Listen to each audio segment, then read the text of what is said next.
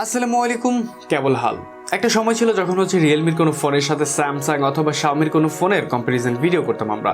But এখন রিয়েলমির ফোনের সাথে রিয়েলমির ফোনের কম্প্যারিজন ভিডিও করতে হয়, কারণ অনেকটা সিমিলার প্রাইস রেঞ্জে তারা বিভিন্ন স্মার্টফোনগুলো প্রোভাইড করে থাকে। আজকে কম্প্যারিজন ভিডিও করব বাংলাদেশের 2020-র বাজেট ফোনে জাতীয় ফোনের আখ্যায়িত পাওয়া রিয়েলমি 5 সাথে রিসেন্ট লঞ্চ হওয়া রিয়েলমি C17-এর একটা কম্প্যারিজন ভিডিও।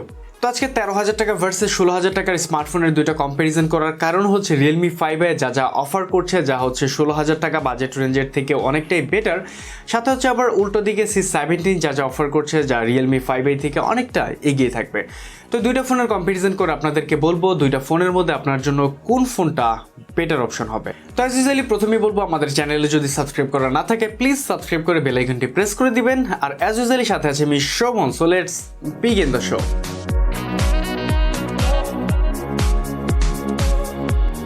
আমাদের আজকের ভিডিওটি স্পন্সর করেছে বে অফ গ্যাজেট। তারা মূলত একটি অনলাইন প্ল্যাটফর্ম যেখানে বিভিন্ন প্রকার স্মার্টফোন এবং গ্যাজেটের কালেকশন রয়েছে।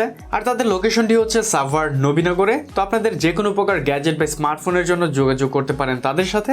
আর আপনি যদি আমাদের সাবস্ক্রাইবার হন তাহলে তো থাকছে স্পেশাল ডিসকাউন্ট। তো তাদের সম্পর্কে বিস্তারিত রইল ডেসক্রিপশনে।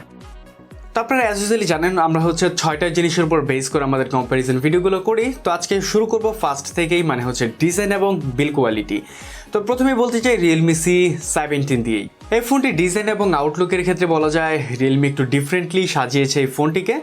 সাথে ফোনটি সম্পূর্ণ প্লাস্টিক বডি, বাট ফোনটির পেছন সাইডটি একদম ম্যাট ফিনিশের সাথে থাকছে, মানে এতে ফিঙ্গারপ্রিন্ট ম্যাগনেট অনেকটা বলা যায় যে আপনি ডে টু ডে ইউজের ক্ষেত্রে তেমন একটা সমস্যা ক্রিয়েট করছিল না, বা ছোটোখাটো স্ক্র্যাচ পড়ারও সম্ভাবনা নেই এতে, যার জন্য বলা যায় এটা হাতে ভালো পরিমাণে কমফোর্ট ফিল দেয় এবং এটা দেখতেও খুবই স্টাইলিশ ছিল।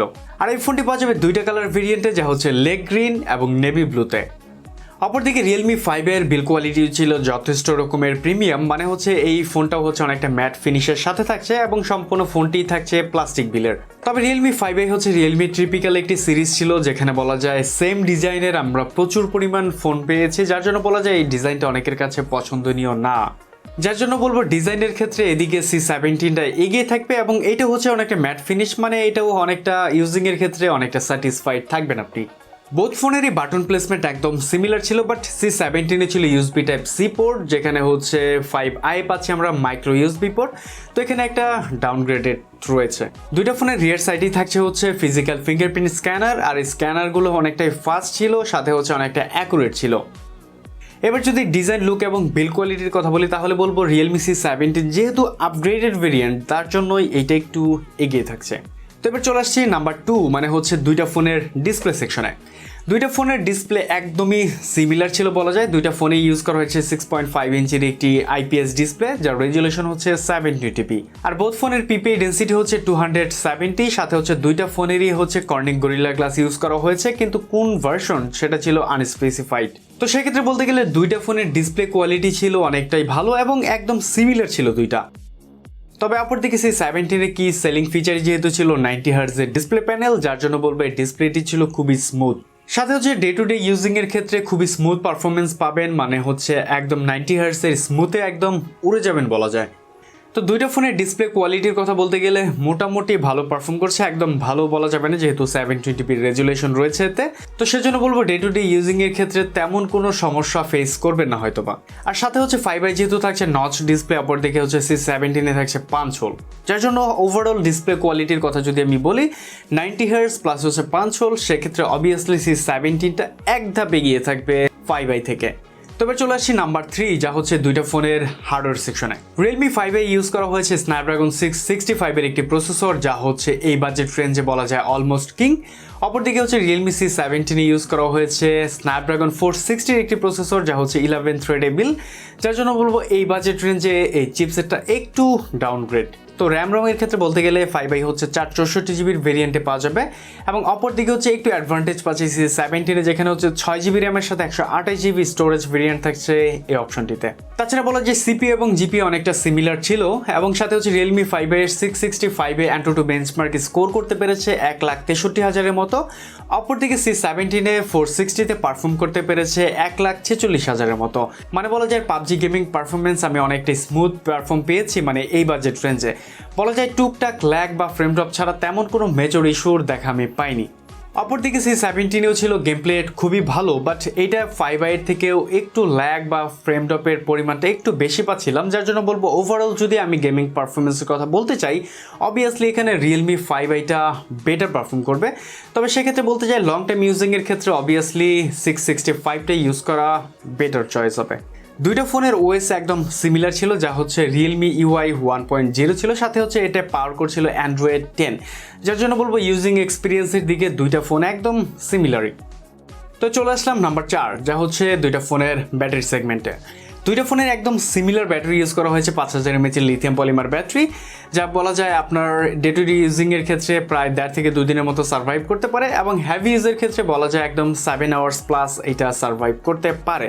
তবে যেহেতু 90 হার্টজের প্যানেল রয়েছে C17-এ, যার জন্য এইটাতে 6 ঘন্টা প্লাস এইটাতে একদম স্ক্রিন অন টাইম পেয়েছি আমরা। তো চার্জিংয়ের কথা যদি বলি, 5i যেহেতু 10 ওয়াটের একটা চার্জার রয়েছে, যেটা দিয়ে আপনাকে বসে বসে 3 ঘন্টা পর চার্জ দিতে হবে। অপরদিকে হচ্ছে আপনি যেহেতু 18 ওয়াটের চার্জার রয়েছে C17-এ, যার জন্য বলা যায় 2 ঘন্টার মধ্যে অলমোস্ট ফুল চার্জ প্রোভাইড করতে পারে, যার জন্য বলবো চার্জিং টাইমে অবভিয়াসলি এখানে C17টা একটু এগিয়ে থাকবে। তো এবার চলে আসলাম অন্যতম আরেকটা হাইপ, যা হচ্ছে 5 নাম্বার অপশন দুইটা ফোনের ক্যামেরা সেকশনে।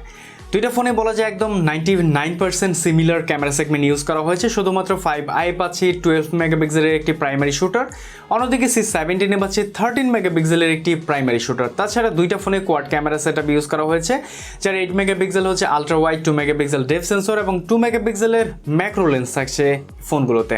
তো দুইটা ফোনের প্রাইমারি সেন্সরের পারফরমেন্সের কথা বললে দুইটা ফোনই অবভিয়াসলি এই বাজেট রেঞ্জে খুবই ভালো পারফর্ম করতে পেরেছে, বাট আমার কাছে যা মনে হয় এই দুইটা ছবির কোয়ালিটির মধ্যে কিছুটা ডিটেলস এবং শার্পনেসের অভাব আমি কিছুটা পেয়েছি, যার জন্য বলবো আর একটু ডিটেলস পরিপূর্ণ হলে ছবিগুলো আর একটু দেখতে ভালো লাগতো, বাট ছবিগুলো অনেকটাই ন্যাচারাল ছিল, দেখতে অনেকটা আই ক্যাচি লাগছিল।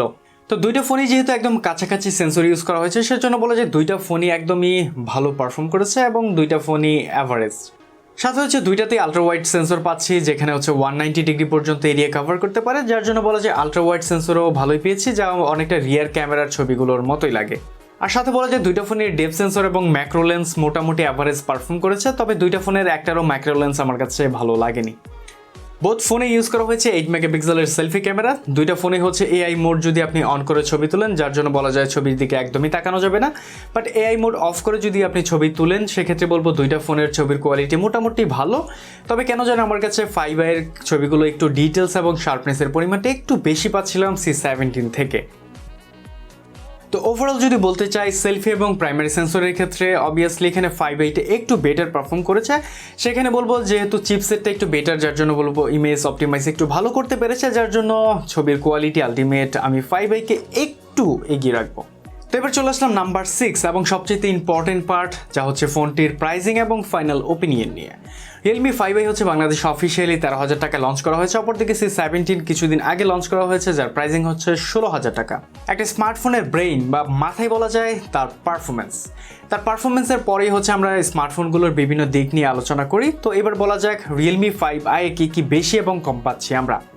Realme 5i আমরা যা কম পাচ্ছি তা হচ্ছে 90 হার্টজের ডিসপ্লে প্যানেল, সেকেন্ডলি হচ্ছে 18 ওয়াটের চার্জিং সিস্টেম, থার্ডলি হচ্ছে এর 6GB র্যাম ভেরিয়েন্ট থাকছে, 128GB স্টোরেজ ভেরিয়েন্ট থাকছে। তো তিনটা জিনিসের মধ্যে আমার কাছে একটা মনে হয়, যা হচ্ছে 90 হার্টজের ডিসপ্লে প্যানেল। এই বাজেট রেঞ্জে অবভিয়াসলি কোনো প্রয়োজন নেই, পারফরমেন্সটা আমি বেশি ফোকাস দেবো এই বাজেট রেঞ্জে, যার জন্য বলা যায় 5i হচ্ছে যে প্রসেসরটা ইউজ করা হয়েছে তা অবভিয়াসলি বলবো C17 থেকে অফকোর্স বেটার, যার জন্য বলবো পারফরমেন্স যদি আপনি একটু বেটার চান, সেক্ষেত্রে 5i এর বেস্ট অপশন হবে।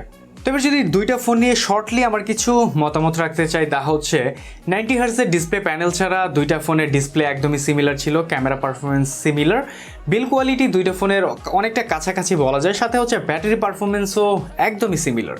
তো সেক্ষেত্রে বলা যায় পারফরমেন্সের ক্ষেত্রে যদি আপনি যেতে চান, তাহলে 5i এর কোনো অপশন নেই এখানে, 5i বেটার। সাথে হচ্ছে C17 হচ্ছে নতুন কিছু অ্যাডভান্টেজ কিছু ফিচার নিয়ে হাজির হয়েছে। তো যদি আপনি পারফরমেন্স একটু স্যাক্রিফাইস করে এই ফোনটার দিকে শিফট হতে চান, তাহলে অবভিয়াসলি ওয়েলকাম। তো দুইটা ফোন চুজের ক্ষেত্রে আপনাকে ডিসিশন নিতে হবে কোন ফোনটা আপনার জন্য বেটার অপশন হতে পারে। তো এই ছিল আজকের মতো আমাদের ভিডিওতে। দুইটা ফোনের মধ্যে কোন স্মার্টফোনটি আপনার কাছে বেটার লেগেছে তা অবশ্যই জানাতে ভুলবেন না কমেন্ট সেকশনে। তো এরপর কি ধরনের ভিডিও চান তা অবশ্যই জানাবেন, আমরা সেগুলো দ্রুত নিয়ে আসার চেষ্টা করব। তো আজকের মতো ভিডিও এখানে শেষ করতে হচ্ছে। তো আজকের মতো বিদায় নিচ্ছি আমি শোভন, দেখা হবে পরবর্তী কোনো গ্যাজেট বা স্মার্টফোনের রিভিউ নিয়ে। সে পর্যন্ত আমাদের সাথে থাকবেন এবং ভালো থাকবেন। আল্লাহ হাফিজ।